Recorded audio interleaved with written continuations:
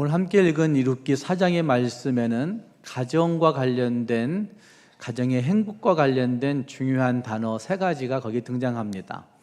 회복자란 단어, 또 봉양자란 단어, 양육이라고 하는 단어가 거기에 나타나고 있습니다.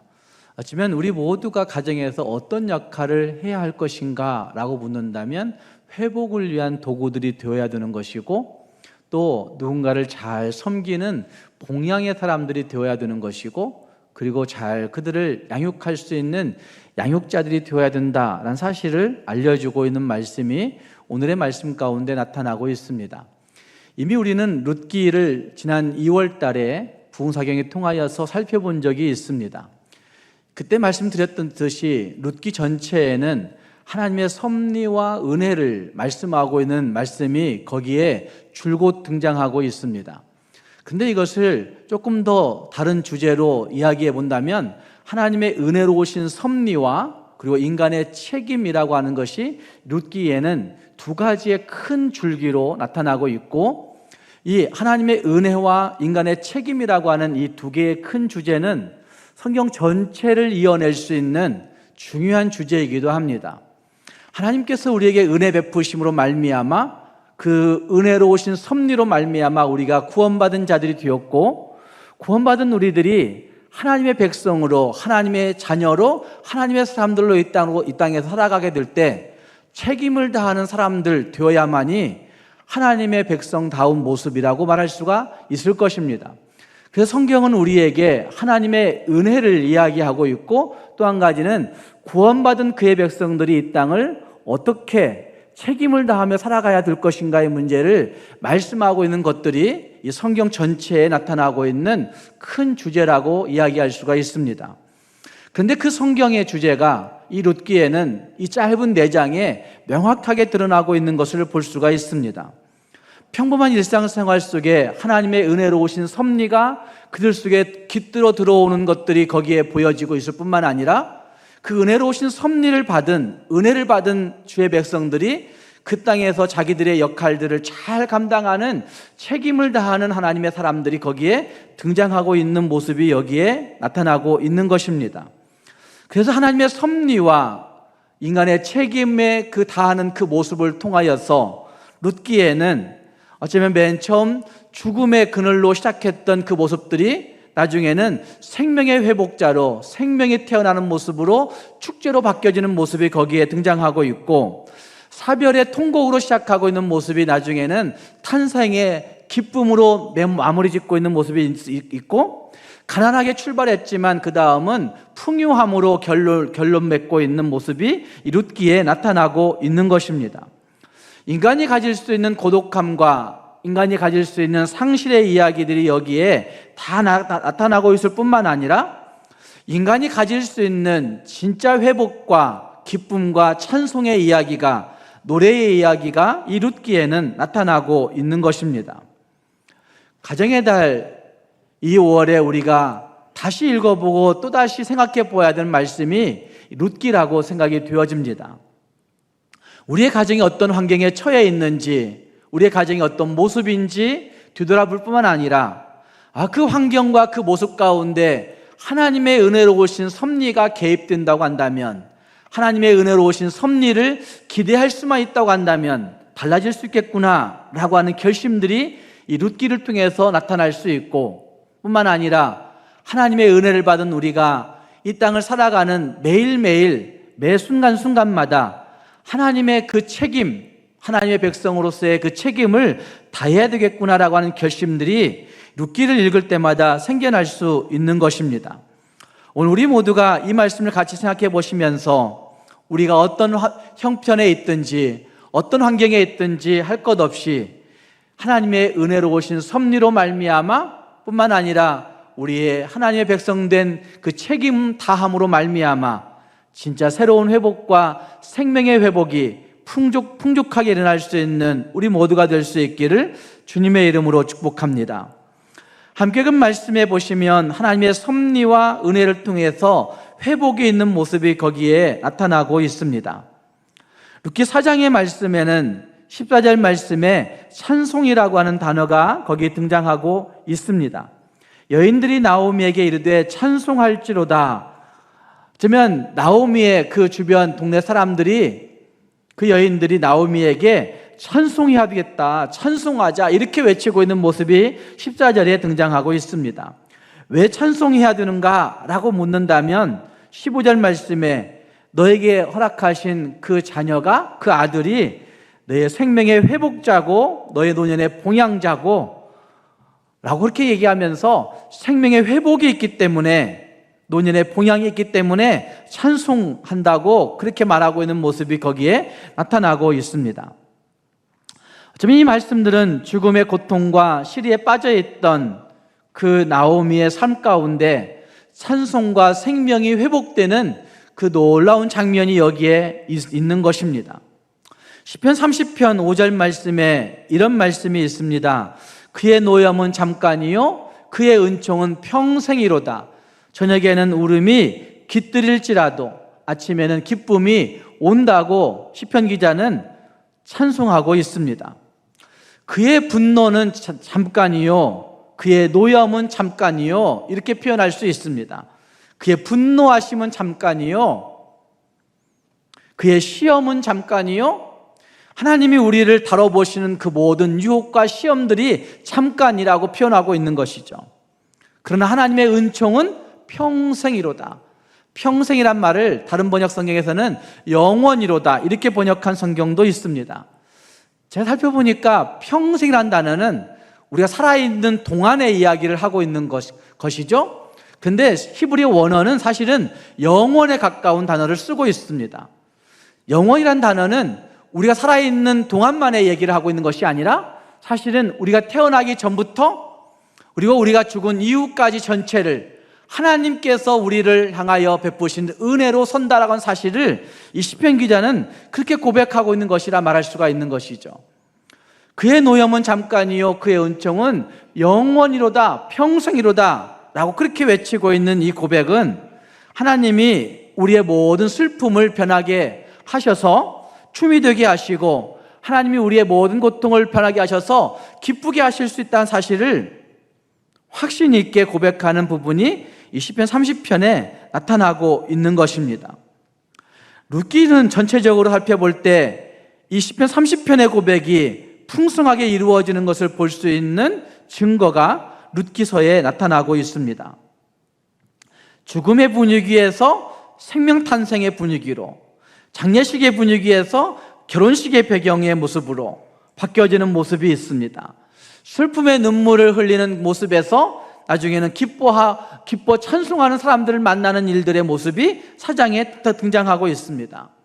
불안해서 어쩔 줄 몰라 하는 사람들의 모습 속에서 이제는 안전한 삶을 누리고 있는 그런 사람들의 모습이 이 룻기에 나타나고 있는 것입니다. 텅 빈 그들의 모습 속에서 풍성함의 모습이 나타나고 있는 모습이 여기에 나타나고 있습니다. 사랑하는 여러분, 그 안전함과 안식이, 그 풍요와 기쁨이, 그 찬송과 노래가 가능한 것이 무엇 때문이라고 생각하십니까? 어쩌면 이것은 구체적으로는 보아스의 기업 모르는 그 책임을 다한 모습 때문에 일어난 것이지만 사실은 그 인생, 나오미의 인생 배후에 그 인생의 키를 쥐고 계시는 하나님의 은혜와 사랑 때문에 그들이 이 찬송 가능하게 된 것이고 이 기쁨 가능하게 된 것이라고 말할 수가 있는 것입니다. 우리의 삶 가운데도 하나님은 이와 같이 간섭하십니다. 구체적으로 우리를 인도하실 뿐만 아니라 이끌어 가신다는 말입니다. 룻기에는 이 고백들이 분명하게 나타나고 있습니다. 나오미는 하나님의 인도하심을 구체적으로 이렇게 1장과 2장에서 고백합니다. 1장의 8절 말씀을 보시면 나오미는 이런 고백을 하고 있는 것을 볼 수 있습니다. 8절 말씀과 9절 말씀에 너희가 죽은 자들과 나를 선대한 것 같이 여호와께서 너희를 선대하시기를 원하며, 그 두 며느리에게 그렇게 말하고 있는 겁니다.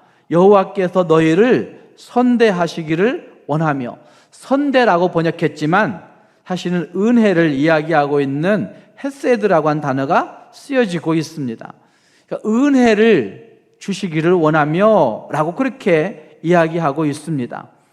9절 말씀에서도 여호와께서 너희에게 허락하사 각기 남편의 집에서 위로를 받게 하시기를 원하노라.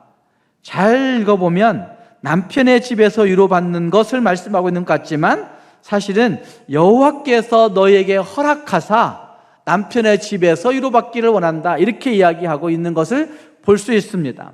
가운데를 빼면 여호와께서 너희에게 위로 주시기를 원한다, 이렇게 고백하고 있는 말씀이 9절 말씀에 나타나고 있는 것입니다. 이 말씀은 나오미가 그 두 자부에게 말하고 있는 것인데, 하나님께서 너희에게 은혜 베풀어야 한다, 하나님께서 너희에게 위로해 주셔야 너희가 살 수 있다 라고 그렇게 말하고 있는 부분이라 할 수 있습니다. 뿐만 아니라 나오미는 하나님의 손이 자기를 치신 것도 고백합니다. 13절 말씀에서 1장 13절 말씀에서 그렇게 이야기합니다. 내 딸들아, 그렇지 아니하니라. 여호와의 손이 나를 치셨으므로 나는 너희로 말미암아 더욱 마음이 아프도다 라고 그렇게 말하고 있습니다. 하나님의 손이 나를 치셨다라고 하는 말씀은 하나님의 손이 내 인생에 개입하신다는 사실을 인정하고 있는 태도라고 말할 수가 있을 것입니다. 하나님의 손이 내 인생에 이렇게 아프게 하신 일들도 있다고 말하고 있는 거죠. 뿐만 아닙니다. 나오미는 1장 20절 말씀에서도 전능자가 나를 괴롭게 하셨다라는 표현이나 21절 말씀에서 여호와께서 나를 징벌하셨고 나를 괴롭게 하셨다라고 말하고 있는 부분이나 하나님이 내 인생 전부 가운데 개입하셔서 나를 치시기도 하시고 나를 징벌하시기도 하시고 또 우리에게 위로 주시기도 하시고 우리에게 은혜 베푸시기도 하신 하나님이라는 사실을 나오미는 이 1장 말씀에서 구체적으로 반복적으로 말하고 있는 것입니다. 이와 같이 하나님은 우리 인생의 세밀한 것들, 그 모든 것들을 섭리하시고 관여하시는 분이신 것을 우리는 인정해야만 합니다. 2장에서도 나오미는 이렇게 이야기하고 있는 부분이 있습니다. 2장 19절 말씀과 20절 말씀에서 나오미가 이런 고백을 하고 있습니다. 시어머니가 그에게 이르되 오늘 어디서 주웠느냐라고 그렇게 묻는 건 나오미예요. 나오미가 그 며느리 룻에게 묻는 거죠. 보아스니다 라고 말해요. 20절 말씀에서 이렇게 얘기합니다. 나오미가 자기 며느리에게 이르되 그가 여호와로부터 복받기를 원하노라. 그가 살아있는 자와 죽은 자에게 은혜 베풀기를 그치지 아니하도다 라고 그렇게 말하고 있습니다. 여호와께서 그에게 복 주시기를, 복 베풀시기를 원한다 라고 그렇게 고백하고 있는 말씀들은 하나님의 주권을 분명하게 인정하면서 나오미는 하나님의 복을 선포하고 있는 모습이라고 말할 수가 있는 것입니다. 어쩌면 나오미는 보아스와 룻이 결혼하는 모든 과정 속에 하나님의 섭리를 인정하고 있는 것을 우리는 성경을 통해서 얼마든지 찾아볼 수가 있는 것을 볼 수가 있습니다. 이와 같이 룻기에는 나오미가 고백하고 있는 고백을 통해서 하나님의 섭리가 우리에게 어떻게 역사하시는지를 분명하게 말하고 있습니다. 우리 함께 읽은 말씀 4장에서도 이런 모습은 찾아볼 수 있습니다. 13절 말씀에 이에 보아스가 룻을 맞이하여 아내로 삼고 그에게 들어갔더니 여호와께서 그에게 임신하게 하심으로 그가 아들을 낳은지라. 이것은 주변 사람들이 그렇게 인정하는 거예요. 주변 사람들이 하나님께서 간섭하심으로 말미암아 보아스가 룻을 아내로 맞이했고 하나님이 그에게 이렇게 순적하게 임신하게 하셨구나, 이렇게 인정하고 있는 모습이 거기에 나타나고 있습니다. 그리고 17절 말씀에서는 그 이웃의 여인들이 그에게 이름을 주어주면서 이야기합니다. 나오미에게 그 아들을 오벳이라고 해, 이렇게 얘기하면서 그 오벳이라고 한 이름은 그의 다윗의 아버지인 이새의 아버지였더라, 이렇게 설명을 담고 있는 말씀은 결국 하나님께서 역사하심으로 말미암아 오벳을 허락하여 주셨고 오벳을 통해서 다윗이 오게 되었고 다윗을 통해서 예수 그리스도가 오신다는 사실들을 암시해주고 있는 예수 그리스도를 통한 구원의 역사를 암시하고 있는 말씀이 이 17절에 등장하고 있는 겁니다. 그러니까 하나님께서 개입하심으로 말미암아 하나님은 우리 인생을 회복시켜 가신다는 사실을 분명하게 말씀하고 있는 것입니다. 우리가 잘 부르고 있는 너 근심 걱정 말아라 주 너를 지키리 라고 하는 찬송은 마틴 목사님 부부가 작사 작곡한 곡으로 알려지고 있습니다. 마틴 목사님의 아내가 굉장히 많은 깊은 병을 앓았다고 이야기합니다. 그래서 이 목사님은 웬만하면 자기 교회 안에서만 설교를 하고 설교 끝나고는 거의 대부분의 시간을 아내의 병간호하는데 시간을 할애했다고 합니다. 그런데 어느 날 아들과 함께 있는데 어느 교회에서 저녁 설교를 부탁하는 겁니다. 그래서 저녁 설교를 부탁받고 목사님이 고민에 빠지게 됩니다. 그 저녁에는 내가 아내를 돌봐야 되는데 어떻게 갈 수 있겠느냐고 이렇게 얘기하는 것을 아마 그 아들이 들었던 것 같습니다. 그래서 그 어린 아들이 아빠에게 이렇게 얘기합니다. 아빠가 오늘 밤 설교한다고 한다면 그것을 하나님이 원하시는 것이라면 아빠가 안 계실 동안에도 하나님이 엄마를 돌보아 주실 거야. 하나님이 엄마를 돌봐 주실 것이라는 확신이 나는 드는데 아빠는 그렇지 않아? 이렇게 물어보는 거예요. 어린 아들의 말을 들은 그 아빠도 감동받고 엄마도 감동받으면서 엄마가 그 찬송을 작사한 것입니다. 그리고 후에 아빠에게 내놓으니까 아빠 마틴 목사가 그 곡을 작곡하여서 이 곡을 부르게 된 것입니다. 사절은 그렇게 노래하죠. 어려움 시험 당해도 주 너를 지키리 구주의 품에 거하라 주 너를 지키리. 어떤 시험을 당하더라도 하나님이 너를 돌봐줄 거니까 그러니 너는 구주의 품에 거하면 되는 거야. 그러면 주님이 너를 지켜주신다고 너를 돌봐주신다고 자신 있게 고백하고 있는 그 마틴 목사의 사모님, 그 여인의 신앙 고백이 오늘 우리에게도 불려지고 있는 것입니다. 하지만 하나님은 마틴 목사뿐만 아니라 나오미와 룻의 가정뿐만 아니라 오늘 우리의 가정도 한 개인마다 각 가정마다 정말 자상하고 섬세하게 섭리하시는 하나님이신 것을 우리는 볼 수가 있습니다. 그래서 우리는 지나놓고 보면 거기에 하나님의 은혜가 있었다고 고백하는 경우들이 많이 있는 것입니다. 하지만 우리 모두가 크고 작은 어려움들이 닥치고 또 지나갈 것이지만 그 모든 것 속에서 거기에 하나님의 은혜로우신 섭리가 있었구나, 거기에 하나님의 섭리가 개입하시는구나 라는 사실들을 확신하면서 내 모든 생애 가운데 구체적으로 간섭하시는, 구체적으로 개입하시는 하나님 그분의 놀라우신 섭리를 통하여, 은혜를 통하여 생명이 회복되어지고 감사가 회복되어지고 기쁨이 회복되어지는 가정들이 될 수 있기를 주님의 이름으로 축복합니다. 오늘 읽었던 말씀에서 또 한 가지는 책임을 다하는 삶의 회복이 있다는 사실을 우리는 볼 수 있어야 됩니다. 이미 말씀드린 대로 룻기는 하나님의 은혜와 인간의 책임을 잘 그려내고 있는 말씀이 이 룻기서에 나타나고 있습니다.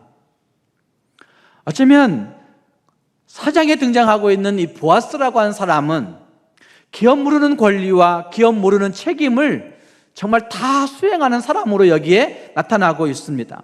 충성스럽게 그 기업 모르는 권리와 책임을 수행하고 있습니다. 그것이 쉬운 문제는 아니었던 것을 볼 수가 있습니다. 함께 읽은 말씀 룻기 4장의 앞부분들을 보면 이런 일들이 있습니다. 보아스가 그 성읍 장로 10명을 청하여 이르되 당신들을 여기 앉으라, 증인 삼아 앉으라 하는 거예요. 3절 말씀, 4절 말씀에서 보아스가 그 나오미의 가정에 먼저 기업 물을 자를 부르는 겁니다. 가장 가까운 친척을 부른 겁니다. 그 사람을 세워놓고 설명하는 겁니다. 이렇게 엘리멜렉의 친족이 아니냐, 네가 기업 물을 책임을 가지고 있는데 할 거냐고 묻는 겁니다. 그러자 그 5절 말씀 이하에서 6절 말씀 이하에서 보면 그 기업물을 책임 있는 사람이 나는 하지 않겠다고 이야기하는 겁니다. 6절 말씀에 이렇게 얘기합니다. 그 기업물을 자가 이르되 나는 내 기업에 무엇이 있을까 하여? 손해가 있을까 하여? 누구를 위하여? 나를 위하여 물으지 못하노니 내가 물을 것을 네가 물러. 이렇게 얘기하네요. 네가 사서 물으면 나는 두말하지 않겠어 라고 이야기하는 겁니다. 신명기 25장 9절 말씀에 의하면 기업 모르는 권리와 책임을 다하지 않는 친척은 공개적인 수치를 당하게 되어 있었던 것을 볼 수가 있습니다. 그런데 이 아무개란 사람은 기업 물을 책임과 권리가 있음에도 불구하고 그 수치를 무릅쓰고 나는 하지 않겠다 그렇게 이야기한 사람으로 거기 나타나고 있는 겁니다. 그 이유는 내 재산에 손해가 있을까 하여, 내 이익에 손해가 있을까 하여 라고 하는 말이 대변해 주고 있습니다. 어쩌면 자기 이익 때문에, 자기 때문에 공경에 처한 이웃을, 아니 공경에 처한 자기 형제를 돌보지 아니하는 모습이 여기에 나타나고 있는 겁니다. 모두가 다 하나님의 말씀을 저버리는 시대, 그때가 룻기의 배경의 시대였습니다. 하나님 말씀 잘 지키지 않아도 누구도 말하지 않는 그런 시대였다는 말입니다. 그럼에도 불구하고 여기 보아스는 내가 그것을 물으겠다고 다짐하고 있는 것입니다. 하나님 앞에서 하나님의 말씀이 요구하는 책임을 다하고 있는 모습이 거기에 등장하고 있다는 말입니다. 어쩌면 바보 같아 보이는 일이죠. 손해볼 일이기 뻔하기 때문에 바보 같은 그런 선택일 수 있겠지만 그럼에도 불구하고 보아스는 그 책임을 다하겠다고 말하고 있는 것입니다. 뭔가 좀 이상한 느낌이 들 수도 있을 것입니다. 아, 보아스는 참 이해할 수 없는 사람이야. 도무지 왜 이것을 선택하는지 모르겠다고 사람들이 아마 모두가 다 수군거렸을 수도 있습니다. 그럼에도 불구하고 보아스는 하나님의 말씀이 요구하는 그 책임을 다하고 있는 것입니다.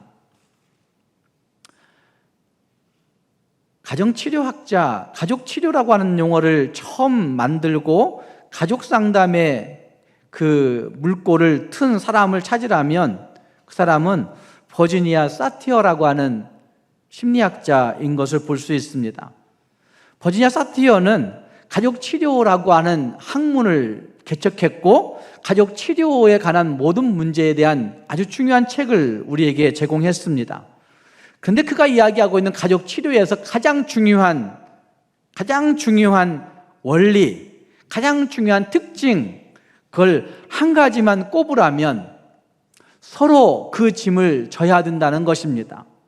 서로 사이가 좋은 가정, 서로 가치를 인정해주고 서로 존중해주는 것, 이거를 그가 이야기하는 원리 중에 계속해서 거듭거듭 얘기하고 있는데 그걸 한 가지로 이야기한다고 한다면 자기의 책임을 다하고 서로를 위해 살아가는 모습, 이것이 버지니아 사티어라고 하는 가족 치료학자가 이야기하고 있는 매우 중요한 원리라고 할 수가 있습니다.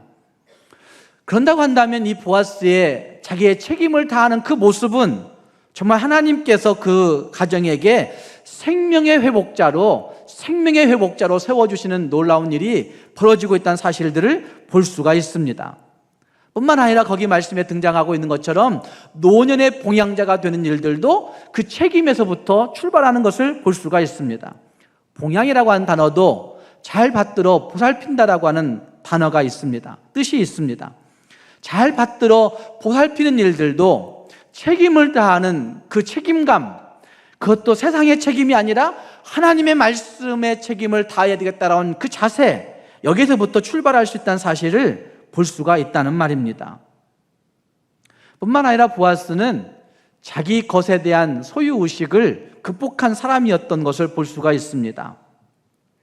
기업 모르는 제도의 가장 중요한 정신은 모든 것이 궁극적으로 하나님께 속해 있다라고 하는 의식이 거기에 깔려 있습니다. 땅도 하나님의 것이고 내 재물도 하나님의 것이고 내 명예도 하나님의 것이고 내 직분도 하나님의 것이고 내 생명도 하나님의 것이기 때문에 내가 그것들을 언제든지 좌지우지할 수 없다라고 이야기하는 것이 이 기업 물은 제도의 가장 중요한 정신이라고 할 수 있다는 말입니다. 그래서 하나님이 보여주신 제도 가운데는 안식년이라고 하는 제도가 있었는데, 이 안식년이라는 제도 가운데는 안식년에 들어가면 모든 빚이 다 탕감되었습니다. 내가 그동안 많은 빚을 지었을 거예요. 많은 대출을 누군가에게 빌려줄 수도 있었을 거예요. 그런데 그 모든 빚이 탕감되는 해가 안식년이었습니다. 오늘날 그리스도인들이 이렇게 살면 큰일 날 겁니다. 또한 희년이라고 하는 제도가 있었습니다. 희년이라고 하는 제도에는 노예 생활을 하던 어떤 일들로 내가 굉장히 궁핍해져서 어떤 사람의 종이 되어버렸어요. 그런데 희년이 되면 그 노예도 다 풀어줘야 되었습니다. 그 사람은 내 소속, 내 것 아니야 라고 인정해줘야 되는 때가 희년이었다는 말입니다. 이런 모습들은 우리의 모든 것이 다 하나님의 것이기 때문에 우리는 하나님의 것을 맡아서 관리하는 청지기에 불과하다라고 하는 의식 가운데서 시작되고 있는 것이 기업 모르는 제도의 기본 정신이라 할 수 있다는 말입니다. 그런데 사람은 다 내 것을 추구하는 사람들입니다. 지금 야곱과 에서의 경우도 보시면, 그때부터 보시면 야곱과 에서는 엄마 태중에 있을 때부터, 모태에 있을 때부터 내 것을 움켜쥐는 성향을 가지고 있는 본성의 사람들의 모습을 보여내고 있습니다. 그렇게 아이가 태어나고 나서 영아기를 들어가는 그 순간부터 내 것을 압니다. 내 것을 압니다. 내 것을 움켜줍니다. 그리고 조금 더 철이 들면서 모든 것이 내 것 될 수는 없구나, 이렇게 느끼게 됩니다. 그리고 나이가 들어가면서 우리는 내 것을 더 움켜쥐나요? 아니면 내 것을 내려놓으시나요? 연세가 들어가시면서 더 많은 사람들이, 어르신들이 내 것을 더 강하게 움켜줍니다. 명예를 움켜주려고 하고, 재물을 움켜주려고 하고, 자식들에게도 믿지 못하는 그런 일들이 벌어지고 있습니다. 다 내 것을 움켜쥐는 경향들을 가지고 산다는 말입니다. 하지만 타락한 본성을 가지고 있는 우리 인생들은 여기에서 벗어날 수가 없다는 사실들을 우리는 기억해 볼 수 있습니다. 그런데 어떻게 보아스는 자기의 소유의식을 극복하고 다 손해볼 수 있음에도 불구하고 그 기업 모르는 책임을 다하고 있는 것입니까? 저는 이것이 하나님의 영이 가능하게 한다고 저는 생각합니다. 보아스가 얼마만큼의 나이가 있었는지 잘 알 수 없지만 하나님의 영이 임하면 어떤 일들이 벌어지죠? 요엘서 2장 28절 말씀을 보시면 이렇게 말씀하고 있습니다. 그 후에 내가 내 영을 만민에게 부어주리니 너희 자녀들이 장래일을 말할 것이며 너희 늙은이는